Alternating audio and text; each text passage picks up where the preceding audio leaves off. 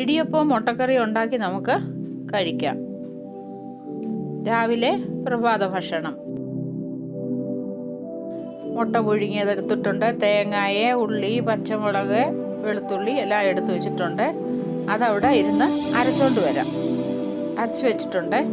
ഇനി നമുക്ക് ചട്ടിയിലോട്ട് ഇച്ചിരി എണ്ണ ഒഴിച്ചിട്ട് മുട്ട ഇട്ടൊന്ന് ഫ്രൈ ചെയ്തെടുക്കാം. മുട്ട ഫ്രൈ ആകുമ്പോൾ അതിൻ്റെ കൂടെ ഒരു നുള്ളു മഞ്ഞളൂടെ ഇടാം നമുക്ക്. അപ്പോൾ അതിലൊരു കളറൊക്കെ പിടിച്ച് കിട്ടും.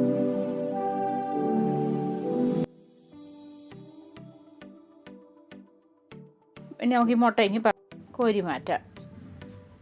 എന്നിട്ടിനി നമ്മൾ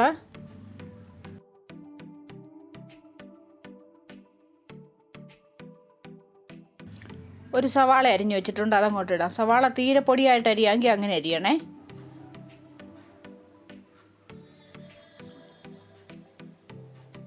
സവാള നമുക്ക് വഴറ്റിയെടുക്കാം. നല്ല ഗോൾഡൻ കളർ ആകുന്നത് വരെ വഴറ്റിയെടുക്കണം. ഒരു 1/4 ടീസ്പൂൺ മഞ്ഞൾപ്പൊടി ഇട്ട് കൊടുത്തേ. സവാളയ്ക്കകത്തൊക്കെ ഒരു കളറൊക്കെ കിട്ടട്ടെ. കൂടെ തന്നെ ഇച്ചിരി കരിയാപ്പിലയും ഇട്ട് ഒരു പച്ചമുളക് ഇട്ടു. എരിവിനനുസരിച്ച് പച്ചമുളക് കൂട്ടുകയോ കുറയ്ക്കുകയോ ചെയ്യാം. ഇച്ചിരി ഉപ്പും കൂടി ഇട്ട് കൊടുത്ത്.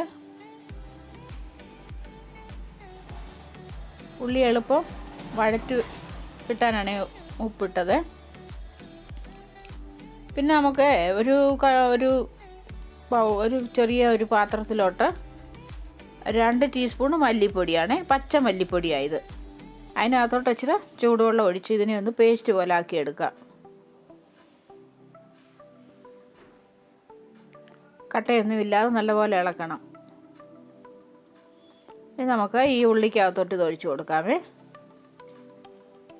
അപ്പോൾ ഉള്ളി നല്ലപോലെ അങ്ങ് സോഫ്റ്റ് ആകുകയും ചെയ്യും, മല്ലി ഒന്ന് വെന്ത് കിട്ടുകയും ചെയ്യും. ഒഴിച്ച വെള്ളം എല്ലാം പറ്റിച്ചെടുക്കണം. അപ്പോൾ ഉള്ളി സോഫ്റ്റൊക്കെ ആയി. നമുക്ക് ഗ്രേവിക്ക് വേണ്ടി ഒരു ഇച്ചിരി വെള്ളം കൂടെ ഒഴിച്ചു കൊടുത്ത്. ചൂടുവെള്ളമാണ് ഒഴിക്കേണ്ടത്. തിളച്ച് വരട്ടെ. ഇതിപ്പം തിളച്ച് വന്നിട്ടുണ്ട്. ഒരു 2 മിനിറ്റ് കൊണ്ട് തിളച്ച് വരും. ചെറുതീയിൽ അടച്ചു വെക്കാം.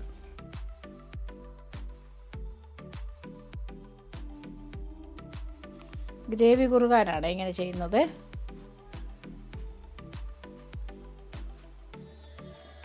അടച്ചു വെച്ചിട്ട് ഇച്ചിരി വെള്ളം കൂടെ നമുക്ക് പറ്റിക്കാം. എന്തിനാന്ന് ചോദിച്ചാൽ ഉള്ളി ഒന്ന് കുഴഞ്ഞു വരാനാണ്, സോഫ്റ്റായിട്ട്. ഇനി നമ്മൾ ഫ്രൈ ചെയ്ത് വെച്ചിരിക്കുന്ന മുട്ട അങ്ങോട്ട് ഇട്ട് കൊടുത്തു. മുട്ടയിലോട്ട് ഈ മസാലയൊക്കെ ഒന്ന് പിടിക്കട്ടെ.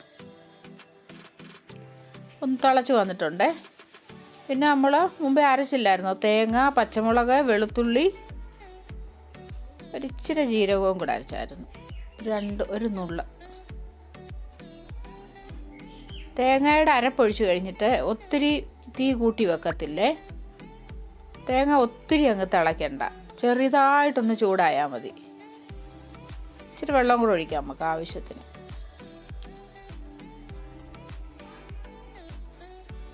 അതിപ്പോൾ കറിയൊക്കെ ഒരു ഇതൊക്കെ ഒന്ന് ആയിട്ടുണ്ട്.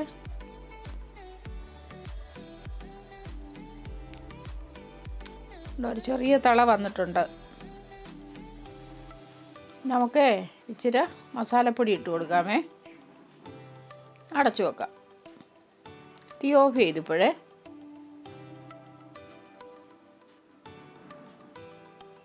മസാല ഒന്ന് പിടിക്കട്ടെ. നല്ലതൊന്ന് ഇളക്കി കൊടുക്കാം.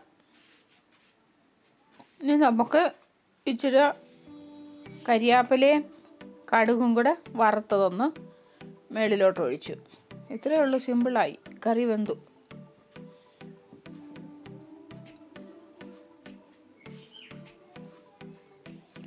ഒരു പാത്രത്തിലോട്ട് കോരിയെടുക്കാമേ.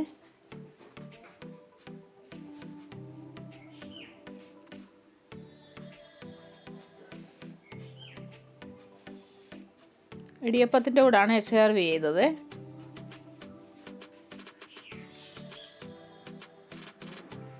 എല്ലാവരും ഇങ്ങനെ ഒന്ന് ഉണ്ടാക്കി നോക്കണേ. വീഡിയോ കണ്ടതിന് താങ്ക് യു.